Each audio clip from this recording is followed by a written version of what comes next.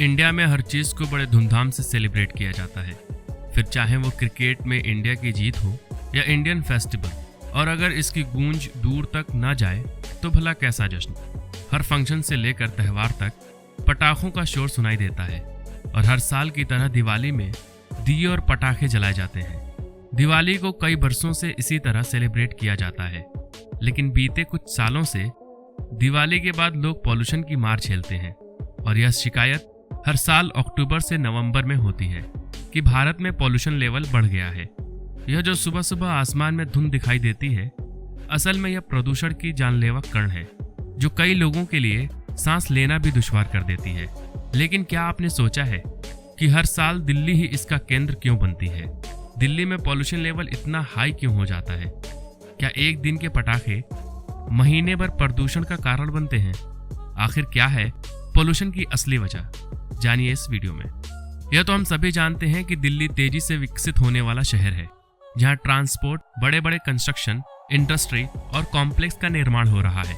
साथ ही एकमात्र दिल्ली ऐसा शहर है जो देश के बड़े राज्यों से घिरा हुआ है, जैसे पंजाब, हरियाणा, उत्तर प्रदेश और राजस्थान।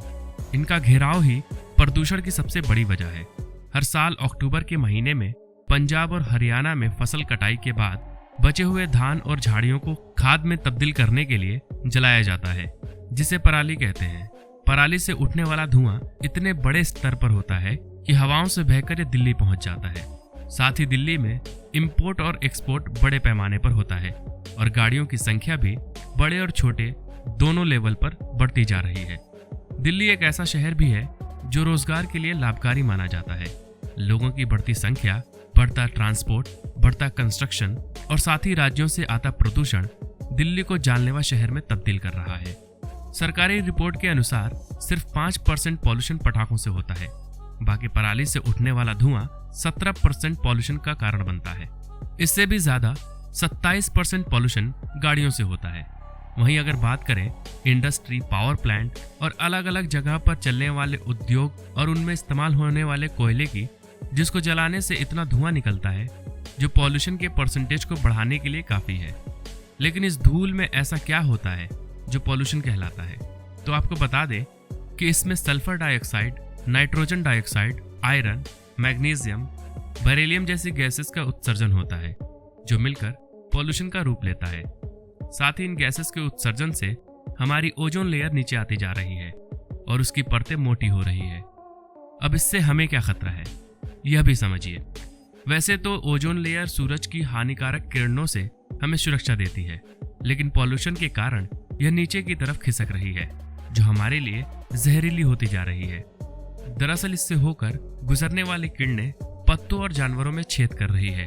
यहाँ तक कि हमने कई बार सब्जियों में भी आर पार सुराख देखे होंगे। वो ओजोन लेयर का ही जहरीला रूप है। और जब हम उन सब्जियों को खाते हैं तो जो असर हमारे शरीर पर होता है, उसका सबसे पहला सिम्टम है खांसी। यह खांसी से शुरू होकर सांस लेने की प्रॉब्लम और फिर वक्त के चलते अस्थमा की बीमारी में तब्दील हो जाता है। सरकारी आंकड़ों के अनुसार भारत में हर साल वायु प्रदूषण से मरने वाले की तादाद 25 लाख है और वहीं एम्स की रिपोर्ट के अनुसार एकमात्र दिल्ली में 10 साल के अंदर अस्थमा के मामले 52% तक पहुंच गए हैं। ये बात तो बहुत बड़े लेवल की है, लेकिन जिस डेवलप दुनिया में हम जीवन बिता रहे हैं, उस रोजमर्रा की जिंदगी में भी हम कई ऐसे उपकरणों का इस्तेमाल करते हैं जो मानव शरीर के लिए घातक है। घर में ही यूज होने वाले तरह तरह के साबुन, होम क्लीनर, टॉयलेट क्लीनर में वोलेटाइल मैग्नेटिक कंपाउंड निकलता है, जो ओजोन लेयर से जुड़कर उसकी परतों को मोटा कर रहा है।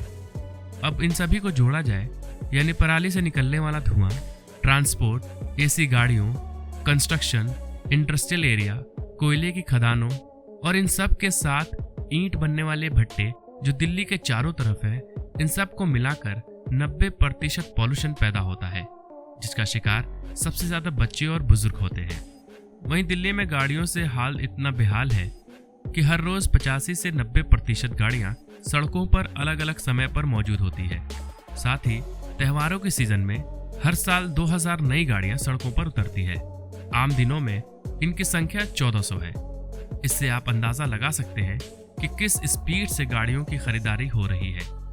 वहीं पिछले साल के मुकाबले इस साल कंस्ट्रक्शन ने भी अपनी गति बढ़ाई है। पिछले साल लॉकडाउन के कारण सभी चीजें बंद थीं। उस समय हम सभी ने देखा कि कैसे प्रकृति में बदलाव आया, मानो कई सालों बाद प्रकृति सांस ले रही हो। लेकिन जितना पिछले साल प्रदूषण कम हुआ, उतना ही इस साल कंस्ट्रक्शन इंडस्ट्री और ट्रांसपोर्ट में उछाल आया, जिससे प्रदूषण इस साल बाकी सालों के मुकाबले ज्यादा देखने को मिला। लेकिन क्या प्रशासन ने इसका कोई उपाय किया? खैर, प्रशासन ने तो नहीं, लेकिन प्राइवेट कंपनियों ने व्यापार करने के कई रास्ते निकाल लिए। ये तो हम सभी जानते हैं कि प्राइवेट कंपनियों का पहला टारगेट मुनाफा कमाना होता है, और प्राइवेट कंपनियों ने पॉल्यूशन से भी प्रॉफिट कमाने की स्ट्रेटेजी बनाई। प्राइवेट कंपनियों ने टेक्नोलॉजी के नाम पर बिजनेस का बड़ा जाल बिछाया, जिसमें anti pollution mask, anti purifier machine, digital monitor और कार एयर प्योरीफायर लेकर कंपनियां मार्केट में उतरी। सिर्फ एयर प्योरीफायर की बात करें तो उससे अब तक करीब 640 करोड़ का मुनाफा हो चुका है, और इन कंपनियों का आने वाले 5 साल का टारगेट 4300 करोड़ का है, क्योंकि कंपनियों का मानना है कि आने वाले साल में भारत में पॉल्यूशन और बढ़ेगा, क्योंकि भारत में प्रदूषण वाली सिटीज की संख्या बढ़ती जा रही है। उसे देखते हुए पॉल्यूशन से व्यापार आराम से हो सकता है। लेकिन क्या यह स्थिति सिर्फ भारत की है? नहीं, बल्कि दुनिया के बड़े बड़े देशों में भीषण पॉल्यूशन था, लेकिन सभी ने इससे निपटने के तरीके खोजे। फ्रांस ने अपने यहाँ प्रदूषण कम करने के लिए सख्ती से नियम लागू करवाए। पेरिस के कई जिलों में वीकेंड पर सड़कों पर कारें निकलने की मनाही है। यहाँ कई इलाकों में ऑड इवन फॉर्मूला लागू रहता है। कई बार जब प्रदूषण का स्तर काफी बढ़ जाता है तो वहाँ पब्लिक ट्रांसपोर्ट फ्री कर दिया जाता है। पेरिस में प्रदूषण से निपटने के लिए कारों और बाइक की शेयरिंग पर भी जोर दिया जाता है। यहाँ के सीन नदी के किनारे सड़क को कार फ्री घोषित किया गया है। इन सारे उपायों से पेरिस ने अपने यहाँ के प्रदूषण पर काबू पाया है। लेकिन ये सबसे लंबे वक्त की मेहनत, संसाधनों के इस्तेमाल और मजबूत राजनीतिक इच्छा शक्ति के बदौलत हुआ है। भारत में कभी राजनीतिक एकजुटता आई ही नहीं। दिल्ली में सेंट्रल गवर्नमेंट और स्टेट गवर्नमेंट में हमेशा मतभेद देखने को मिलता है। वहीं नई पार्लियामेंट का निर्माण तो चल ही रहा है, लेकिन उसके लिए कितने पेड़ों को काटा गया और कंस्ट्रक्शन से कितना पॉल्यूशन फैला, इसके कोई आंकड़े नहीं हैं। बस हर साल पटाखों पर दोष लाद कर प्रशासन पॉल्यूशन फ्री दिल्ली से हाथ छाड़ लेती है।